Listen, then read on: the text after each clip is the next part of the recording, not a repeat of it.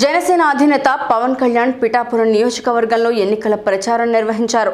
ప్రచారంలో భాగంగా ఆటోలో 2 కిలోమీటర్లు ప్రయాణించారు. రహదారుల్లో డ్రైవర్లు ఎదుర్కొంటున్న సమస్యలపై ఆరా తీశారు.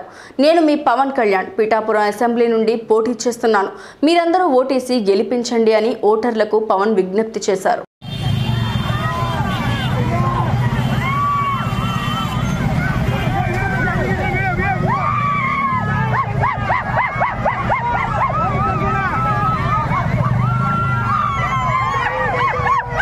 జనసేన అధినేత పవన్ కళ్యాణ్ పిఠాపురం నియోజకవర్గంలో ఎన్నికల ప్రచారం నిర్వహించారు.